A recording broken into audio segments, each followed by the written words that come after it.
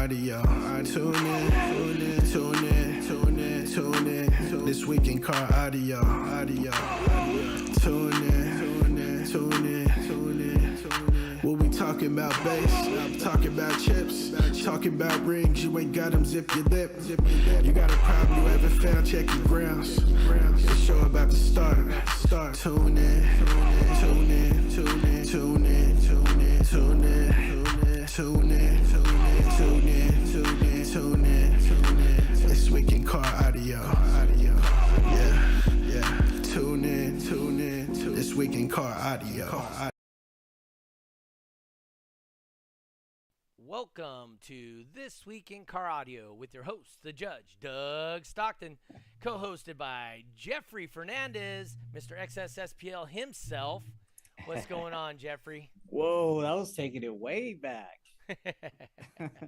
I was looking up my stats the other day, and I was like, oh, wait a second, I forgot it was Team XSSPL Jeffrey. But, I'm doing fine. How you doing, Doug? Just fine. Here, I'm working on getting all the stuff popped out and figured out what we got to do. Okay, now I'm going to start sharing it. So I was down in LA this weekend visiting my new sister. I was telling you a little bit about this. So I went down there. I happened to get a bowling lesson from one of the world's top bowling coaches. Ah, shit. I sheltered to a group again. Damn it. I was talking about bowling and I saw bowling. Damn it. Anyway. Who's the pro? You were taking lessons from a pro, right? Yeah, from a guy who actually was he was the top average guy in the PBA for the years he bowled professionally. Wow. So anyway, I got lessons from him. He found a minor flaw in my game, which everybody's got them. But what ended up happening is my accuracy, as far as me being able to hit my location on lane, with 15 consecutive shots, I was able to hit my mark 60 or 45 foot down the lane by a quarter inch or less. Wow. What's up, Dave Bradshaw? Checking in. And then my speed was within 1/10 of a mile an hour for those 15 shots, and my timing on how moving the ball throughout my swing and whatnot was within 1/100th of a second on the timing. So from each shot, from one shot to the next, yeah. My worst deviation was 1/100th of a second. So that just shows basically like consistency. Is that what? Super consistency, yes, Oh, sir. okay, nice. So that's all good. I mean, I appreciate the last lesson I had with the guy. He said, "Hey, dude, there's nothing I can teach you. You're all good." But then I went to his facility where they have multiple cameras and whatnot, and they watch. When you see stuff on cameras, you can break it down frame by frame, where you're just watching with your eye. The level I am bowling at currently, you aren't going to catch my flaws with your eye. So that's what I was wondering, how they were able to measure all of that. So we have all kinds of measurement devices. So he's got cameras and radar guns, and they have little things on the lane that tell you exactly where your ball is. So it tracks your ball every foot down the lane. So and then it extrapolates, because all orbs have to follow along an arc, right, of some kind. And so it extrapolates from point A to point B and then puts an arc between the two as it continues, simple algorithm thing. But anyway, yeah, so I did that. Then while I was down there, I visited with my sister, her kids. One of them wanted to go bowling, so I took him bowling. And he goes, "Oh, since we got a pro here now, I can go bowling with him." And anyway, and so we go bowling, and he's all, "I can beat you." He's 11 years old. "I can beat you in air hockey." All right, let's go play some air hockey. So we're playing air hockey, and Queen Latifah's right next to us playing air hockey with us. So, wait, Queen Latifah? Queen Latifah, actress, songstress. Yeah, Queen Latifah herself. Mostly actress nowadays, but yeah. Yeah. Yep. So she was there. The What? bowling alley said in about a half hour after we were done, she actually bought the bowling alley out for a Ah, 13-year-old birthday party. So, um, yeah, it must be nice. yeah, I mean, What you mean you didn't sneak in there and was kind of like mingled with the crowd and no. It was a little too expensive for my taste. I mean, ah, they were charging $18 a game to practice, and good lord, hmm. I mean, because of who I am up here and whatnot, Hmm. um, I typically don't pay for practice. So, you know, Justin Solman timing in. We like to thank our sponsors right off the get go. Dave Bradshaw, Bowling Term Lab. Yes, Dave, it is very similar to like a bowling term lab. It hurts feelings because those things do not care about your feelings at all. They just tell you what happens, just like a term lab is a feelings herder. Those old people are going to lose their money all the time now. Uh-oh, watch out. Oh, well, I am going to do a professional event on Friday, Saturday, and Sunday. So I'm going to go try my hand at senior professional bowling this week. So that's cool. Friday night, though, I'm going to go do my practice for the senior PBA. And then right afterwards, I'm going to go meet up with Moses. We're going to do our 3X down at Jay's Alarms. So, and then the following weekend, they're going to do a 3X out with you, right? Yeah. Mm-hmm. So They're gonna be up there. where's yours at exactly? Since mine's going to be in Fresno. Mm-hmm. Where's yours? So it's just behind me. Yeah. It's gonna be in Bloomington, California. It's Where's gonna that be at? in a. It is. I want to say about 30 to 40 miles east of Los Angeles. Okay. 30 or 40 miles east of Los Angeles.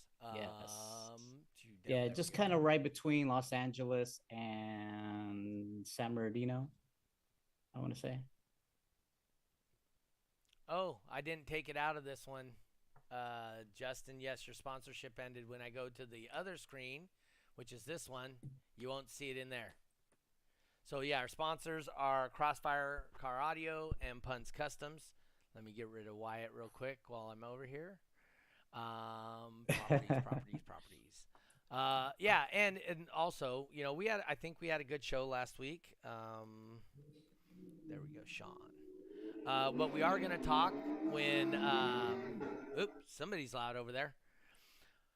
Um, uh, when Sean gets in here, we're going to have Sean Dehart tonight. He's going to talk about the big three, why we should do it, and how to do it. So he's got two setups he's going to show us. He's going to have one setup is going to be his dual alternator, and then the other one's going to be on a GM's, out here in California, everybody's got a Suburban, so he's going to show it on his he's going to show it on his Suburban. But what you got going on, Jeff? I mean, you got your 3X coming up, doing some movie stuff. What are you at? So just so everybody knows, he's going to be home here in about 10 minutes. So, we're going to talk about some other stuff until he shows up, which is, like I said, about 10 minutes. What's up, Lewis? So what you got going on, Jeff? Let's see. Just recently on the calendar, I put up a show. It's going to be Saturday, May 13th, right here, Grapevine, Texas, at Crossfire headquarters. It's going to be a multi-organization event. 5X? It's going to be a triple point. I said a 5X event. Sure, yeah. It's going to be a triple point DB drag racing event as well as a U.S.A.C.A event. It's also a memorial show for Team Voodoo Customs member Steve De Los Santos, who wants to commemorate his late son. Well, right now he's actually looking for food vendors for the event. So if you know of anyone, tell them to hit up Steve. If you guys are watching, you guys out from Texas area. So he definitely wants to make this a really big event. He's paying for DB Drag to be out here, paying for U.S.A.C.A to be out here. It's going to be trophies first through third. Check it out on dbdragracing.com. Yep. Oh, and then the other thing I do have to mention is our 3X that we're doing as a renewal of vows for Sean and Janet Kent. Team Mhm. SSC. I mean, obviously, everybody's Team SSC, so obviously they're Team Is it? SSC. I thought it was the other team. Oh no, sorry, not Send it. SSC. Team Send It. Sorry. Yeah, That's everybody's what it Team is. Send It. So yes, so it's Team Send It Nice. Janet, Team Send It Sean. They're renewing their vows. We had it on Easter, and I didn't realize it was Easter, so we moved it back to the Saturday before Easter. So it's going to be Hmm. Saturday night, April 8th. I'm going to change the flyer and get it updated tomorrow on the website. Dave Bradshaw says that's rude. Says Well, it doesn't matter what Dave Bradshaw says because, I mean, he's not even part of Team Send It anymore, I don't think. I mean, he's never been to a show. So, Fred Montoya popping in. Does SSC have any openings? Justin Stolman wants to know. That used to be, that was Sacramento Streetcars, I believe.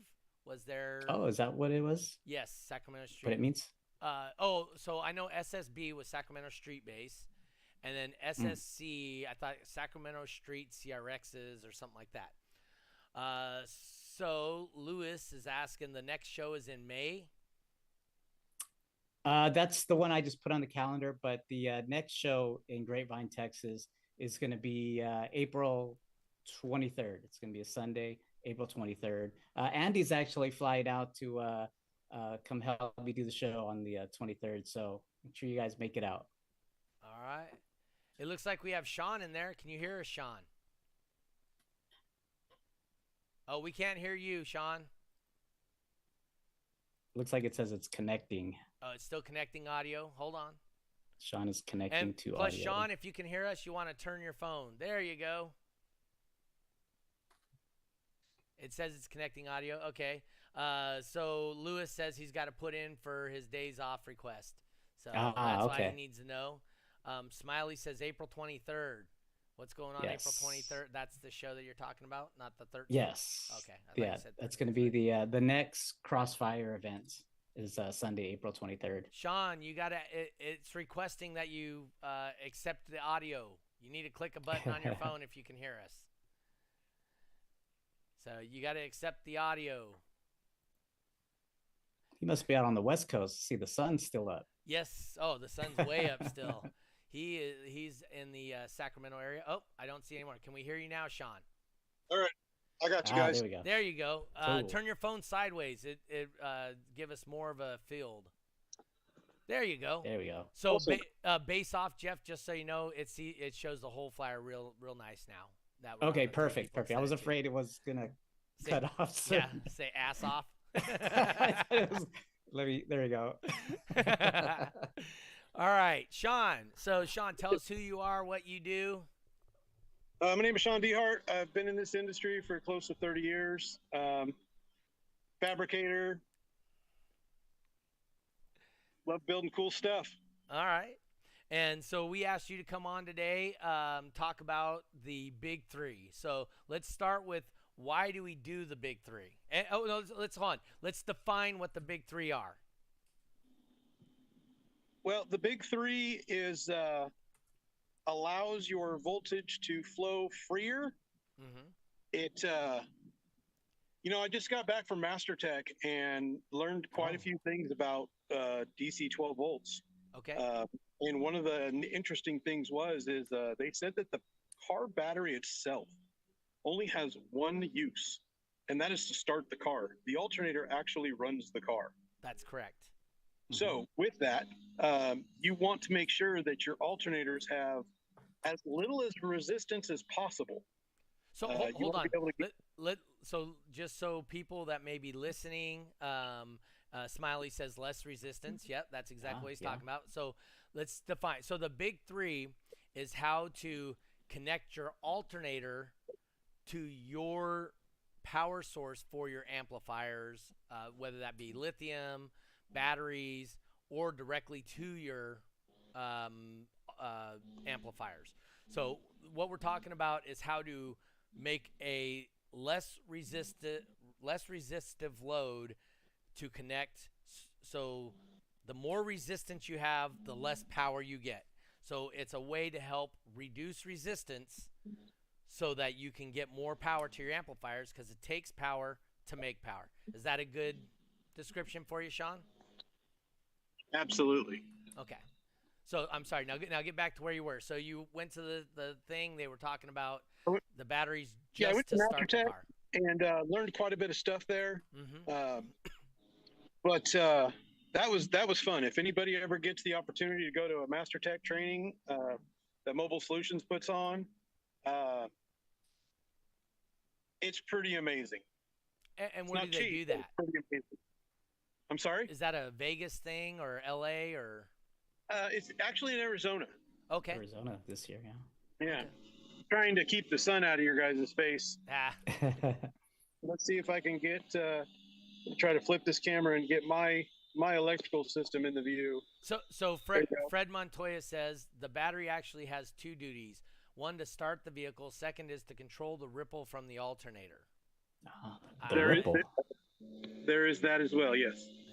So this is the setup in my vehicle. I do have the ground, the backside of the alternator grounded, which is where all the electronics are at. Mm-hmm. That's a 0 gauge straight down to the frame. And then I have my 1-aught power wire here coming over to my fuse box, running through my SMD fuse box to the back of the vehicle. Now, coming to the back of my vehicle, I have another fuse box right here coming up into my lithium. I'm sorry about the sun. So you're trying not to catch your whole world on fire. Well, yeah. It's kind of Yeah, it's interesting because I've actually lost a little bit from all the fusing, but I would much rather have the fusing. What were you going to say, Jeffrey? Oh, I mean, I can recall hooking up my first system in my car. I just put a fuse under the hood, and I thought I was good to go. But it wasn't until, they were telling me, okay, that's from, the battery to the fuse block, but then what are you going to fuse from that to the back? You can accidentally cut a wire and then, things just like you said, catch on fire. So it is very important to fuse at the rear as well. Yes. And this especially if there is a power source in the rear. Correct, like your lithium or whatnot. Yes. So right now, as you can tell, there's nothing actually hooked to this battery. It's just sitting here. My entire vehicle runs off of that lithium bank. Oh, okay. You run your ECM and everything off the lithium bank? Everything in the truck runs off the lithium bank for now. Okay. So as of right now, I did pick up. And this is the dual alternator vehicle. That is a dual alternator, but here is my triple bracket and my third alternator that's going to go in. Okay, wow, ready to go. So he has a triple. So since you have a alternator that's out, can you show us on that alternator that's out the connections and whatnot and how the whole thing goes together for you? So what you guys are looking at for people that don't understand alternators or may not. Like I said, the intention of this show is for everybody to understand it. So right now he's showing you the back of the alternator. The front is the pulley where you're going to attach the belt. That's that pulley right there. You can change that pulley size, and that's going to change how fast that thing turns. And you can do quite a bit to an alternator by changing its pulley.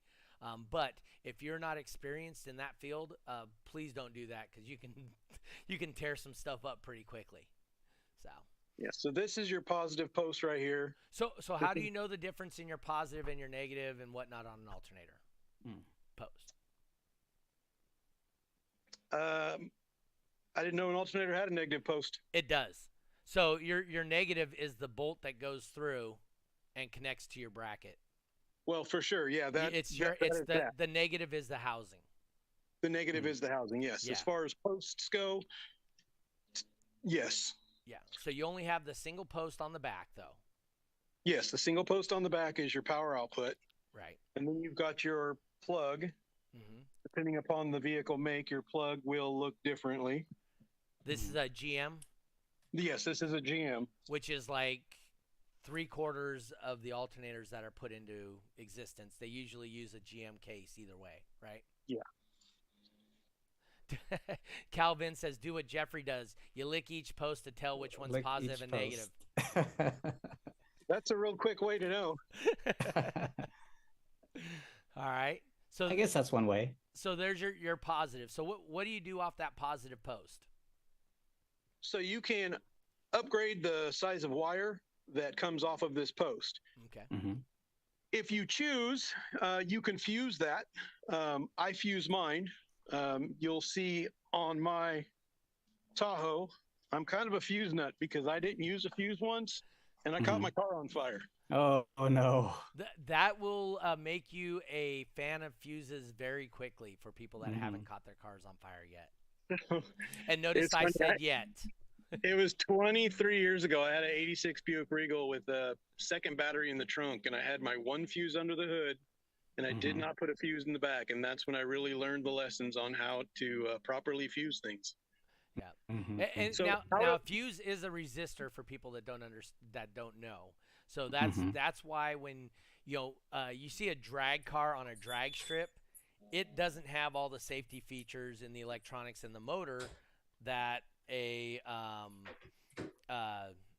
street car has, right? So that's similar to like if you have a trailer queen, the amount of fusing you need may be reduced. But if you're daily driving, what he has going on here is probably a pretty solid idea. Yeah. So right now, like I said, I've got my alternators that come into my fusing here. These wires here, that's my starter cable, my vehicle power, and then out here go back to the lithium. And so then that's an SMD distribution block, you said? yes. Okay. Mm-hmm. And so how many wires do you have coming off your alternator? I have a total of 4. I have a ground and a power, and then a power and another ground right here. These grounds run down, you can see, they run down to the frame rail. Mm-hmm. And then obviously the powers run up here to the fuse distribution. Okay. So did we go over why they call it the big three? I don't think we did. I think I just described what it was. So why do they call it the big three, Sean? Well, you've got basically 3 bigger wires. Exactly. So as of right here, you've got your oversized power wire. There'd be one. Down here, where are we at here? I can see it. Down in here, underneath the alternators, I have this, let's see here, this power wire. This is a 0 gauge that runs up to the chassis of the vehicle. Yep. So that's one ground from the chassis of the vehicle to the engine itself. The engine block. The engine block itself. That's correct, because that's the ground. That's the main ground for all vehicles is the engine block. So yes, I have my batteries in the back are 2 0 gauge OFC sky high wire from the battery bank to the frame. Up front, my alternators, same wire, 1/0 OFC sky high, all the way down to the frame rail. And then I have 1/0 OFC coming from the engine block to the body.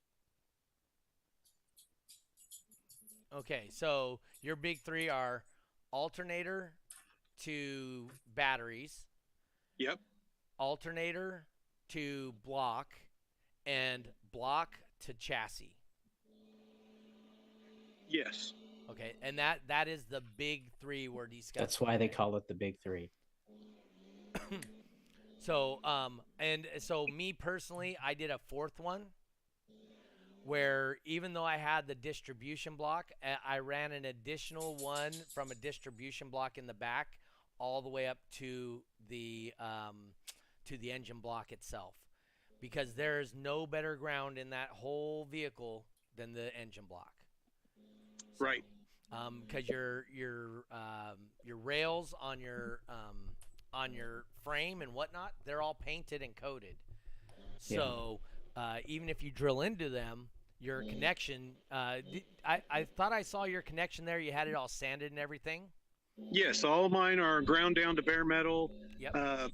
Copper lugs. Yep. So I guess if you really wanted to call this could be even a 4th, because I've got my alternator grounded right here. the Right. case is grounded to the engine block, and an additional ground from the back side of the alternator, which is where all of your electronics reside. Right. Because if you only relied on this front ground, you're pulling ground through these little tiny bolts. Mm-hmm. And to actually pull ground through the 1/0 directly on the side of the alternator that has electronics in it just makes the alternator breathe a little easier. Yep. So the way it was described to me in my electronics class when I took it in my physics class is, um, you personally are. So imagine you're in a pool and you're trying to breathe through a straw versus breathing through a garden hose, or Absolutely. Yeah. So that's why.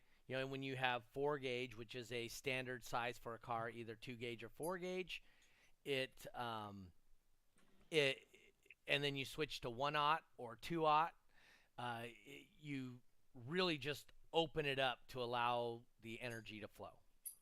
And another thing to think about is just because you do a big 3 doesn't mean that you're grounding in all the right places. You also want to check the resistance in your ground. Okay. Before we get to that, real quick, Luis TVC wants to know, how much of a loss did you experience when you switched to fuses?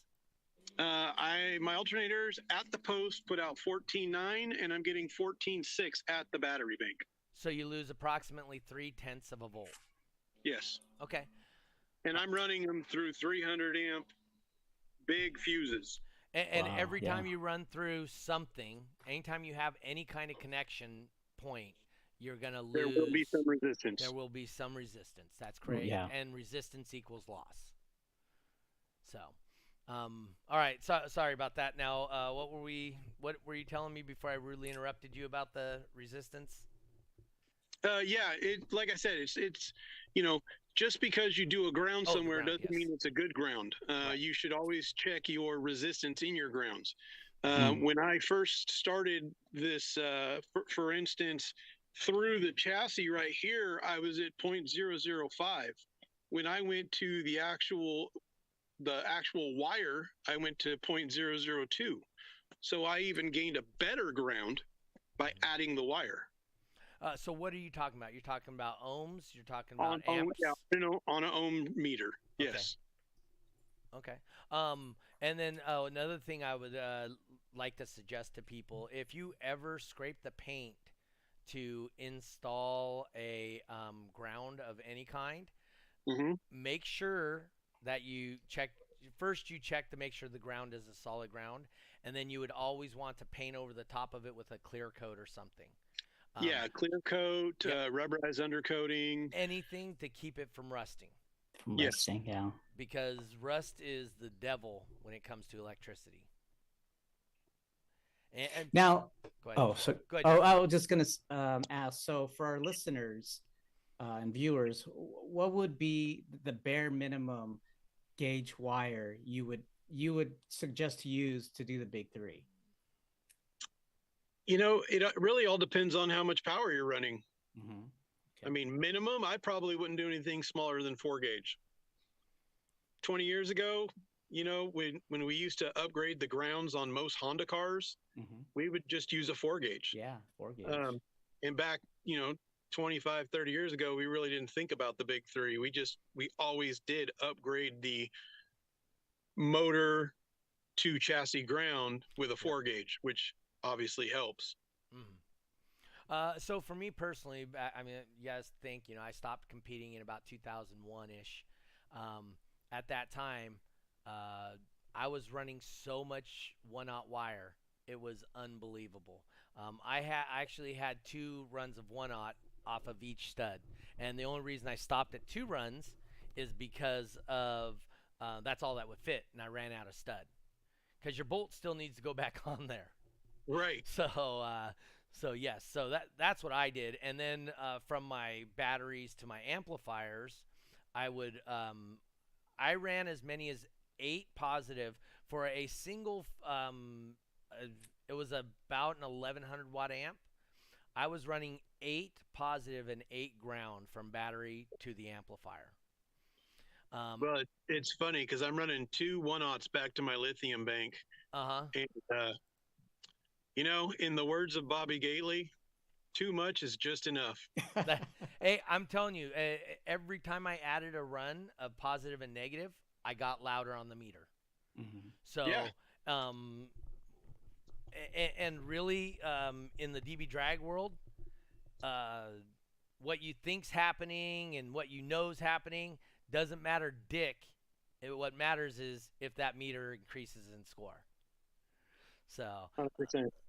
anyway, so Tristan out in Bridgetown, Barbados says, how do we check for the best grounding points before grounding?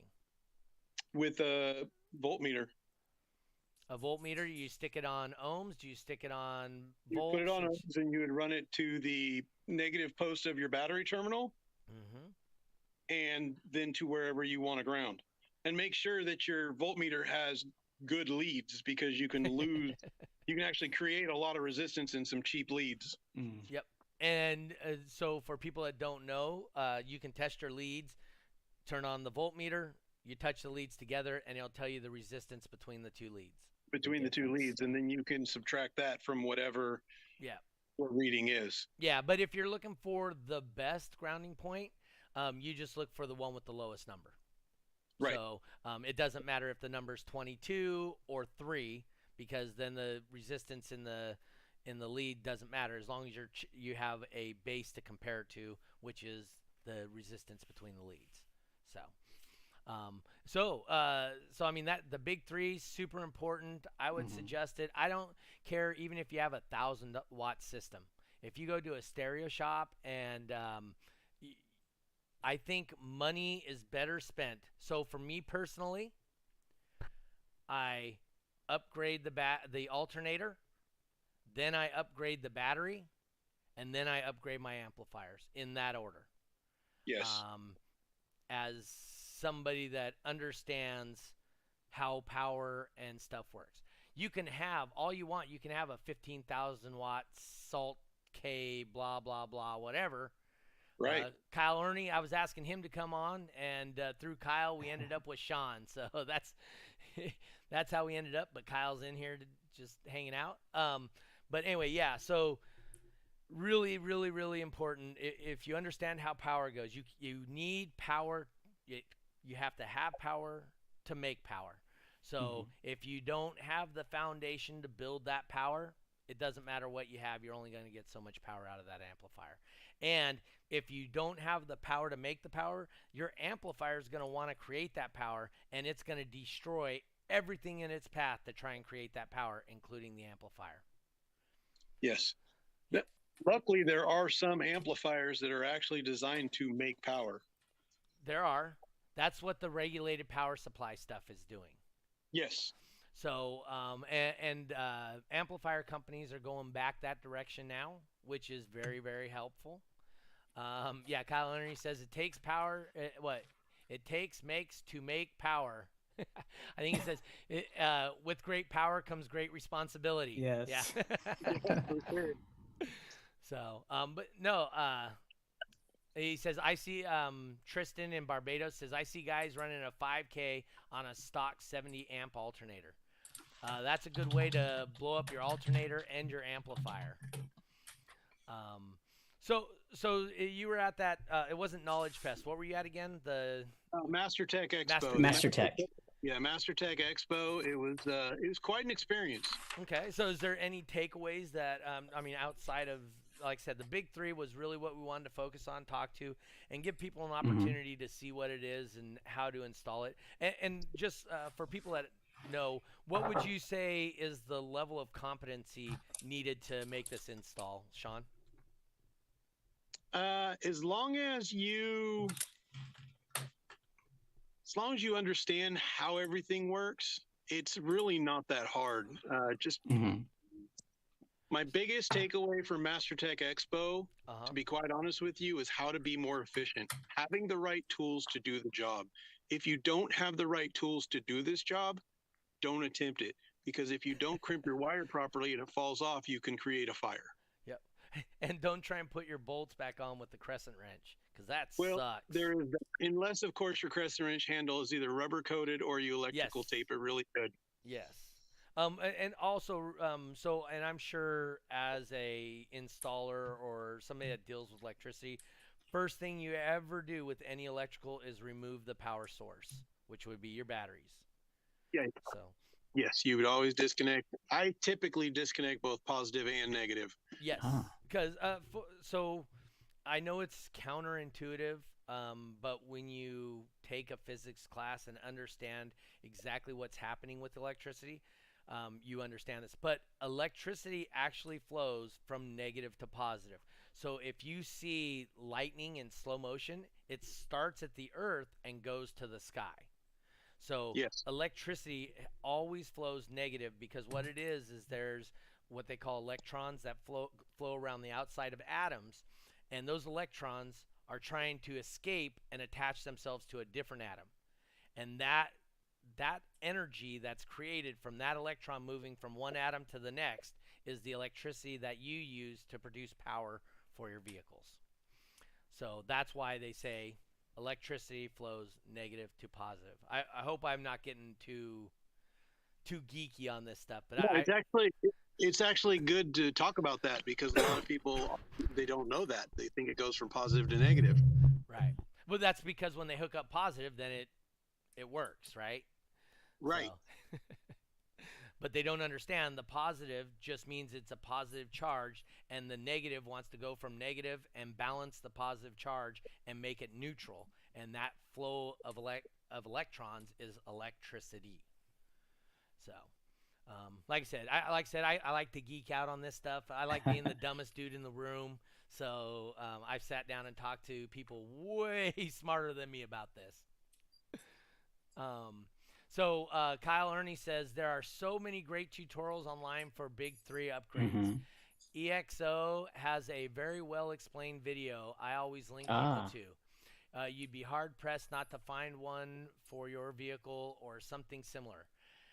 Very beginner friendly, but also takes some brain power to do correctly and most optimally. So, yeah. So Kyle's right. EXO, we had him on at the World Finals. Yeah, at Yep. finals. Yep. Right. So we had him on here, and he was a kind of cool guy, and had a good chat with him. We gotta get him on here sometime and Yeah, see what he does. definitely. So you know what? There are kits, right? That some like online. I think I've seen some online. Yeah, I think Sky Down High for took the Sound kit. has, yeah, Sky Uh, High. They have their own Down for Big Sound, Three maybe. kit. Yeah, yeah. Yeah. So is this something that so y- is it something that's kind of like idiot proof? Basically, you could just buy a Big Three, from one of these retailers and just put it on, or Should be able to. So right. the only issue may be length of cable, um, because when you are working in your engine bay, the length of cable is super important because you don't want to run across an intake manifold or an exhaust manifold and burn your wires. Mm, Well, that's there's true. also a little bit of a challenge to the vehicles where the battery is not in the engine compartment. It is. Ah, So you, you ones that can are in the trunk. yes, Mm-hmm. Or even underneath in the passenger compartment under passenger the front compartment, seat like a underneath the dog. front. Yeah, Like exactly. So, yeah, so those can be challenging as well. oh, dude, that car sucks so bad to work on. The Durango. Yeah, battery under the seat sucks so bad. Yeah, well, when you pull that piece of black plastic out of the rear, be sure you plug the antenna back in because the car won't start. Ask me how I know. After how many hours of what the hell? I know it's right. Right. I mean, I literally even called Dodge, and they're like, "We don't know what's going on." And yeah, it's the dumbest thing when you pull the black plastic trim out of the back to build your custom box. Mm-hmm. There's a little plug that plugs into the trim panel. It looks like it's absolutely nothing. It just looks like it's a placeholder, but it's actually an antenna for the key, and the car will not start without that. Oh, that's hilarious. Only because it happened to you and not me. Right? No, it's funny. It really is because The first time the car went away, and I never knew why. The second car, same thing. That's when I learned. Hmm. I did an install on a Lexus. I don't know, it was a early 2000s Lexus, and holy crap, their integrated system sucks so much to add on to. Vehicles, modern vehicles are very challenging to adapt into. Yeah. They're just not. I mean, like I said, I've been doing this a long time. I got in a really bad car crash and I was out for a while. But coming back into the install bay, it's been very challenging with all the modules. Oh, yeah. And I mean, it's nice that it's there for us, because if the Right. modules weren't there, this would be a dead business. Yeah. You know what? I really do like the module system, because now you don't have to. Not that you can be an idiot and install some of this stuff, but the knowledge needed to install all the relays and whatnot in previous to these modules, it took somebody with some brain power to sit down and figure out how to make all the stuff work. Oh yeah, there's amplifier bypass modules. Yeah. There's key harnesses. Yep. I mean, for instance, on my Avalanche, 2 plugs. That's all it took. That's all it took to put a remote start in this thing. Oh, that's it, huh? That's pretty cool. Right at the ignition harness, you pull the clamshell off, you unplug 2 plugs, you put in a T harness, you plug your alarm in after it's been programmed, and everything works. Door locks, I mean, everything works. And it literally took 10, 15 minutes to put it in. Yeah. And then, was it like Ungo or something like that? They have the module, and then you can just keep changing the programming in it to add features. Yeah. Yeah, CompuStar's that way. A CompuStar, that's the one, not Ungo. It's CompuStar. Yeah. Dude, that's so nice. Ungo. Hey. I used to love my Ungo box, man. Ungo was the shit. Ungo box. Yeah, Ungo was the shit back in the day. Remember Derringers? Yeah. Yeah, wasn't Derringer, though, like some kind of subsidiary for Viper or something like that, or they were made in the same place or something? I don't recall. I just remember that Derringer had the smallest remotes and the coolest sounding siren. So, I come from the era of Clifford, and to be quite honest, I still have my Clifford medallion hooked into my CompuStars. Oh, do you? Oh, yeah. Kyle post on here. It's almost like they put no thought towards the aftermarket. Speaking of the new manufacturers of cars, there's very few manufacturers out there that get it. Julio signing in. He's got to get ready for this Friday night. Woody McDonald says, I had an Ungo alarm on my Acura Integra. So, nice. Yeah, the Ungos were just a inexpensive, very good alarm. Yeah, they were basic, they were simple, and they just worked. They just worked. They were workhorses. And if something went wrong, they were easy to fix. Yeah. After I left Clifford's, I've been running CompuStars for the last 20 plus years, and man, I haven't had no problems, none at all. Oh, yeah. CompuStar, I think that's what I have in my Trans Am right now. It's CompuStar. I haven't looked at it in a minute, so. They're very modular. You buy the brain, you buy the remote, and then you can buy either an alarm it kit or a start it kit. It's very a la carte. Yeah. But the problem with my Trans Am is it's a 74, and the wires it has in the car are for blinkers, an ignition, headlights. There's a dome light in there. Yeah. And I think that's it. So. Yeah. I'm actually working on a 81 Firebird at the shop right now. Oh, okay. Yeah, I have a 74. It's the nice. same body style in general. And actually, the electronics should be all the same. But what year did you say? 80 what? It's an 81 Firebird. Okay, so 81 was the last year of the Gen 2. But they still had ECMs in them in the 81. Yes. Mine does not have anything even remotely close to an ECM. So, I remember putting my Clifford in my 86 Buick Regal, and that was pretty challenging. Julio says he's getting his base car ready for DB Drag Show this Friday. That's going to be a 3X. Nice. As a matter of fact, my son's downstairs right now making the trophies for the tournament for the event. Nice. My normal trophy maker guy, he goes, I'm on vacation next week and I don't want to be stressed out. I go, dude, you're on vacation. How are you going to be stressed? Anyway, so he's not going to make my trophies. My son's going to make them. He And the needs to show make is money. located at what shop? Fresno, Friday night? Jay's Alarms. Oh, Fresno.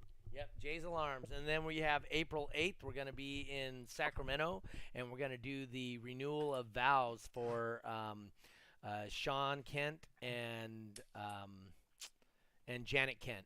Team, Gee, that'd be not SSC, it's Team Send It. That's right.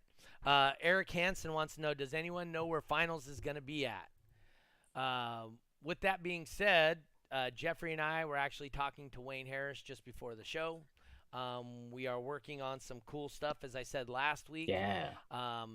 So I would anticipate multiple locations is all I'm going to say. I can't speak more to it than that, but I would anticipate for multiple locations. Talking with Wayne just before the show, we are going to have some kind of phone conference or something before next week's show, and hopefully have some kind of announcement for you guys at that point. So that's just so you guys know. I don't know, Eric, where you're at, but he's a Texas guy. He's a Texas was guy? asking me about it. Yeah, he's getting really big into Top Dog, and was he wanted to know where finals was, so he started getting his points, and Yep. getting time off of work and all that. I'll tell him, dude, Wayne Harris has an email address. Why don't you email Wayne? Yeah. So our current dates we're working at, well, traditionally we do it the second weekend of October. That doesn't mean that's when it's going to be this year, but traditionally we either do it the first or second weekend of October is when we do World Finals. First part of October. Yeah, it's either the first or second weekend. So just so you know when it'll be roughly that time frame. Woody once again chimes in with, I had a code alarm on my Mercury Cougar. I will have say a lot of cars. Woody has had a lot of cars. I will say, though, with the Mercuries and Fords, the code alarms worked really well. They integrated into the Fords easier than they did the GM cars. And I remember trying to put a code in a GM car, and it was a pain in my ass. The relays needed for it, they just did I remember I had literally a brick of relays to make my alarm work on the GM car. So Some of the older cars you had to do 5 wires. Yeah. On the door locks. Very, very challenging. And that's kind of one of the neat things about the modules. Everything's built in now. Right. Yeah, you just literally, this stuff goes to the door locks. This stuff goes to trunk. This goes to remote start, Yeah, that stuff's, like I said, alarms have gone a long way. And for you guys that don't know, we're going to be at Jay's Alarms on Friday. Jay is a wizard at alarms. Yeah. He can do all of that relay stuff. He loves that he doesn't have to do it. But if there's ever a thing wrong with your alarm and you can get to Jay's Alarms, he can fix it for you. So he's actually phenomenal with that. I think last time he was on the show, he said he had a mobile service. I think that's his right. Sons were running His son. it, right? Yeah, his son is doing a mobile service for installs. Yeah. Eric Hansen says, looking forward to base race and Top Dog at finals. Eric, what I'm telling you is you need to be ready to do base race and Top Dog at a multi-venue event that we're trying to plan for you guys. Right, Jeffrey? I've talked to him about it, and getting the troops ready over here in Texas. They know what's up. They know what's up, huh? And here's the thing: when we do a multi-venue, there is no oops. Hey, let me run that again. No, it's one run and done. So you need to make sure you're right. So Sean, anything else that you really had for us? Like I said, that may have like overly stuck out in your brain from going to that event last week? Well, for me, it Mhm. was mainly about having the right tools Okay. to do the job efficiently. Mm-hmm. That was my biggest takeaway from the Master Tech Expo was efficiency and having the right tools. Okay. And Brian over Mobile Solutions, if you want to get into it, understand that every single tool he sells is sourced somewhere else, but he puts it together in a way that makes it super easy for us installers to actually be more efficient and make really cool stuff. So like a one-stop shop for you. So he's done the homework. He's already done the homework. And, You can order these trays full of router bits so you don't have to figure out where to get them. It's super simple. For instance, he has some really cool router bits that come in a tray with a matching. So it's for upholstery, basically. So okay. when you're doing a custom panel and you cut a groove in it, unless you have something that's the exact shape of the router bit and you try to push your vinyl into that groove, Uh-huh. you can create wrinkles. Oh yeah. And But wrinkles don't go away. They do not. So if you have a positive and a negative tool, for Yes. instance, the router cuts the negative and then there's like this little wand with a ball on the end or a shape of some sort on the end that matches the opposing shape of the router bit to be able to lay in there and really get a clean look. Oh, that's awesome. And so like buying from that guy, even with like when I talk to Gately and stuff, we like to talk a lot about this. And you're not paying. So when you pay a fee, you're not paying for the instant gratification of that fee, that person's services or something. You're paying for their knowledge and all their time that they spent to learn that that's exactly what you need, and that's why they have it and it's ready for you. So when that 100%. price is a little bit more or whatever, there that is you're paying that person for their knowledge and the time that they spent to get to where they are now. That includes any installers you pay. Um, you know, there are some good installers out there that are learning, and they're probably pretty cheap, and they probably will do. But when you go to a shop or somebody that's been doing this for a very long time and they go in and it only takes them an hour and a half to install something and they charge you $250 for that hour and a half, you're not paying them for that hour and a half. You're paying them for all those years that it took for them to learn so that they can do it in an hour and a half instead of 4 hours. Right. And for instance, you'll see here on my wall, Oh yeah, the I've got jigs. I've got some circle jigs. Yep. I've got some jigs here for making A pillars. Got some more here for circles for cutting out tweeters and mids. I have a laser here for cutting out whatever I need. Yeah. Or putting somebody's logo in a piece of plexi on the outside of a box, maybe. For sure. So, for instance, this is my biggest project I made for myself so far. Nice vacuum system. Yeah. Made It's a lot of sawdust. Oh, there you go. A hood prop. big hood prop. Yeah. Oh, cool. Yeah. And it has Sky High on there, JL Audio. Yeah. Sky High, Zapco, JL Audio, Audio Dynamics, Morel. Okay. There you go. That's a pretty nice little piece of acrylic there. Yeah, something that you'd want to put in your engine so you could display that big 3 you got. Yeah. That's right. All right. Hey, I really appreciate your time on here, Sean. We're about to ready to wrap up. Jeffrey, you want to hit him with the question? Because we haven't asked him yet, and I forgot to prep him for it. But why don't you hit Sean with the question? All right, Sean, this is a question that we ask all of our guests. Basically, we want to know, what is your definition of a bass head?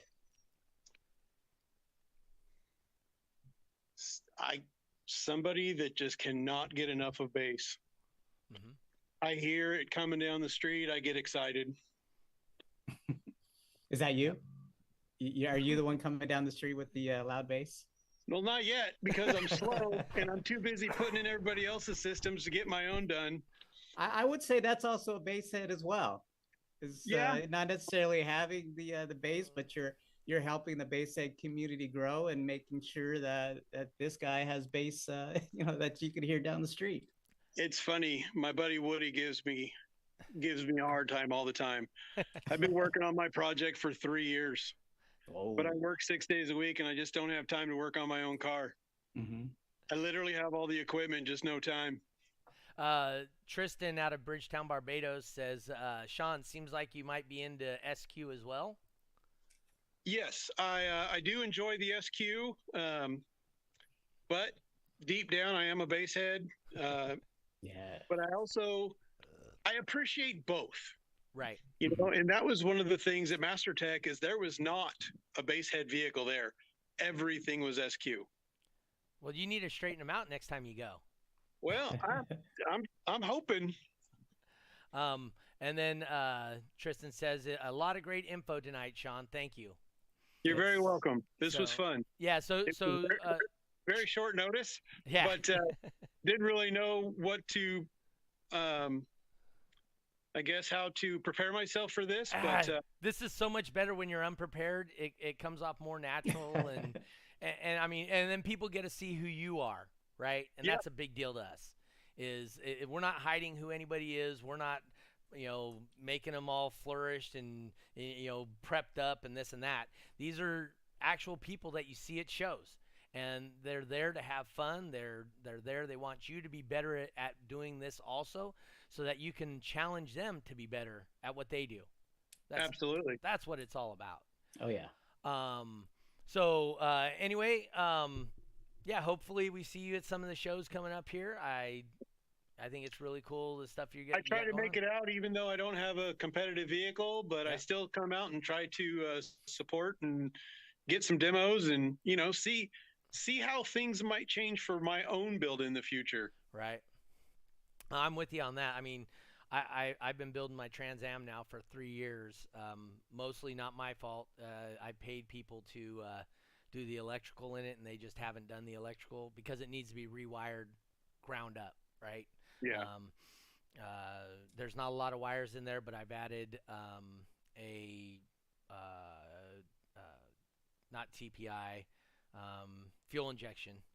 There you go. Forced fuel injection. So I added a forced fuel injection with a power adder piece to it where I can add another 16 pounds of boost on it.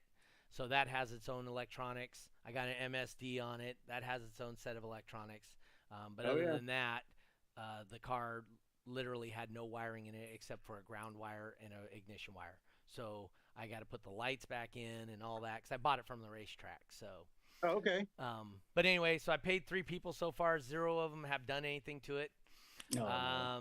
It's been sitting for 9 months at another guy's shop, and he's actually an auto electrician, and that's all he does.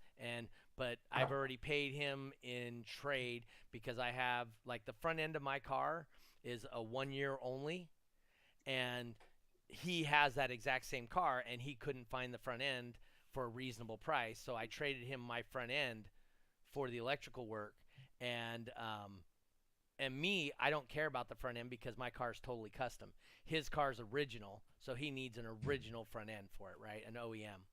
And so for him, that front end had huge value to where me, I'll just go for $800. I'll go and buy a aftermarket front end, and I'll put that on there because it doesn't matter to me, So, but anyway, so I'm essentially getting my wiring car from front to back, torn out, brand new wiring harness, all that stuff for like $800, which is a screaming good deal. That's a deal. So, but anyway, like I said, I appreciate you coming in tonight. You really helped us out. Hopefully Fresno's kind of a long drive for you on a Friday, I'm sure, but I'm sure we'll see you at the Sean Kent one there at Diamond Shop on the 8th. Absolutely. You tend to like to show up to that one. Cool. World final stuff. All I can tell you guys is be prepared. There will be multiple locations, almost positive about it this year.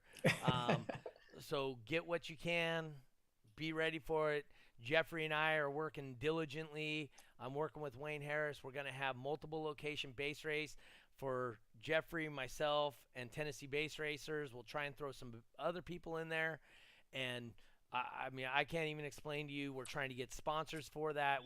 Our goal is to have an event where first place pays $1,500. That'll be awesome. That is our goal for a base race or a top dog run. Most likely top dog. So a top dog run, $1,500 for first place is our goal.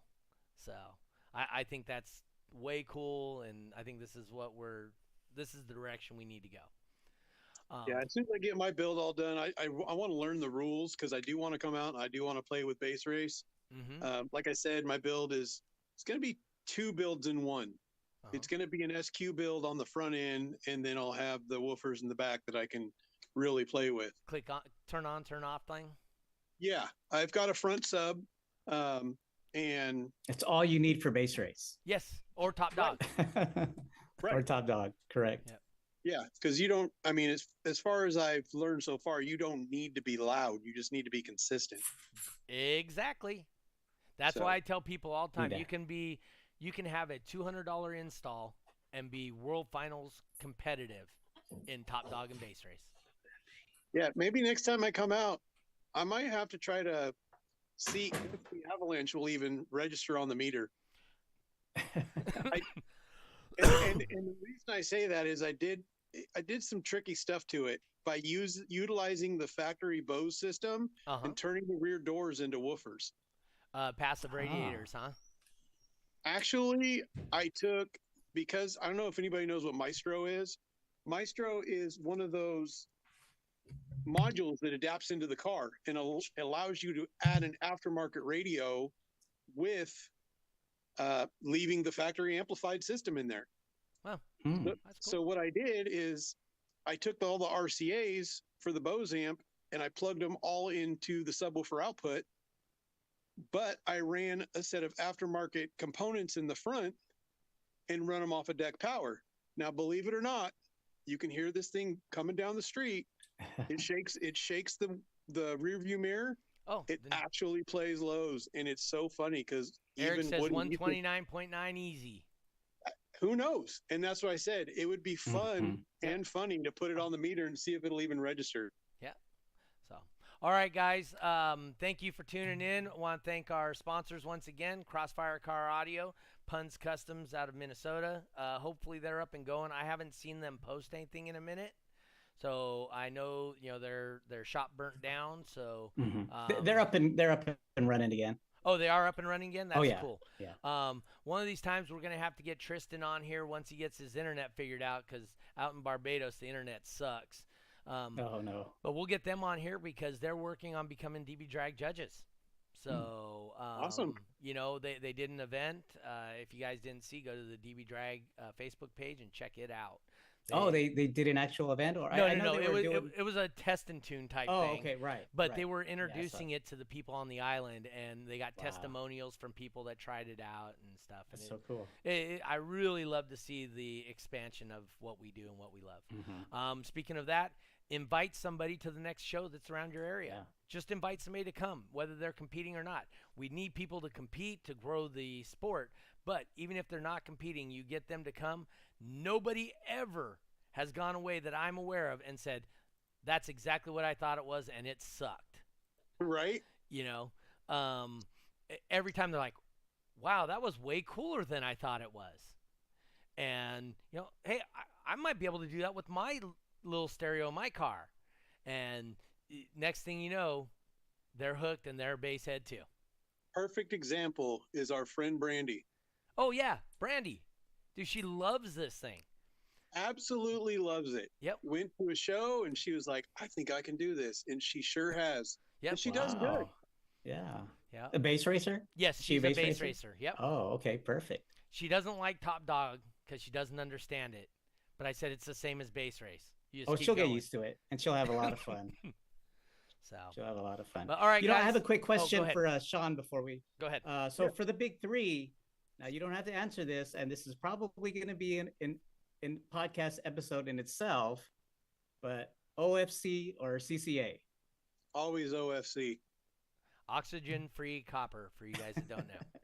Yes, always OFC. Working in the business, I've seen entirely too many issues with the CCA. Which is copper-clad aluminum. Copper-clad aluminum. Yes. Yeah, copper-clad aluminum. A lot of corrosion. Yeah. Which creates a lot of resistance, which melts a lot of fuse holders. Yeah. I think I've seen like debates on, people swearing by one or the other that, so it's like you have to ask somebody who's. I would have to say, honestly, it would really depend on the environment that it's in. CCA may work great in Arizona. Yeah. True. But yeah, you aren't going to put it in a boat. So good on the East Coast. You're not going to put CCA in a boat? Never. That was just a quick question. And it's funny, we were talking about aluminum. That was a very interesting topic. Yeah. That I learned at some of the Master Tech classes. You cannot, unless you have the right solder copper to aluminum. It will fail. It will. A lot of these new cars are coming with aluminum wire in them. Oh, are they? Yes, a lot of the new cars are coming with aluminum wires. And it's funny because at the training, CompuStar actually likes the poke and twist method for installing their alarms. I hate that method. It's better than T.W.I.C.A, but I'll say this. If you don't know how to use a T-Tap, absolutely. I have T-Taps in my cars from 20 years ago that still work fine. I understand they work. I just hate them. I really do. I just hate those damn things. To me, it was a lazy man's way of doing it. It's a lazy man way of doing it, but it's also a profitable way of doing it. No. As a shop, I can understand you doing it. Yes. But like I said, I'm not a shop. I hate a soldering iron in a car because I've seen too many people burn seats and carpet. Oh, dude. Oh, yeah. Well, I always burn myself every time I turn on a soldering iron anyway. It's automatic. If I knew I'm plugging in a soldering iron, just know I'm being burnt. So, but anyway, hey guys, I appreciate your time. We're a little over here already. Once again, check us out on Sonic FX. Where can people get to talk to you if they want to hit you up or ask you questions, Sean? They can find me at Rolling Audio in Roseville, California on Atlantic Street, or you can find me on Facebook.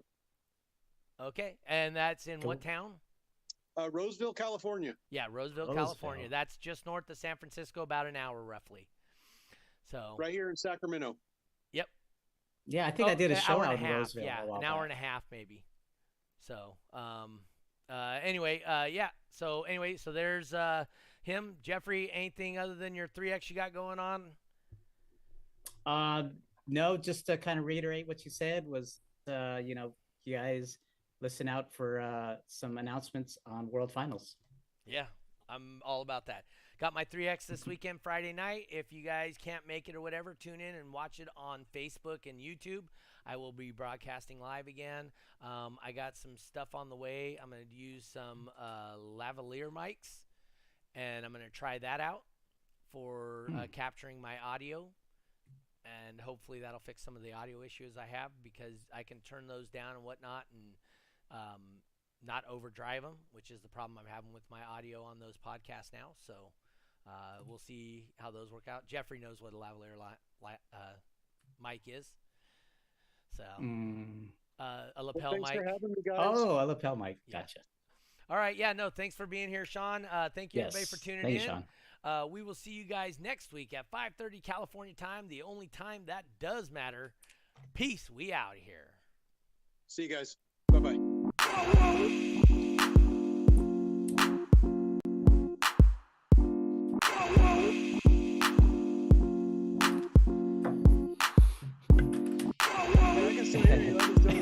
don't know how to get off of this.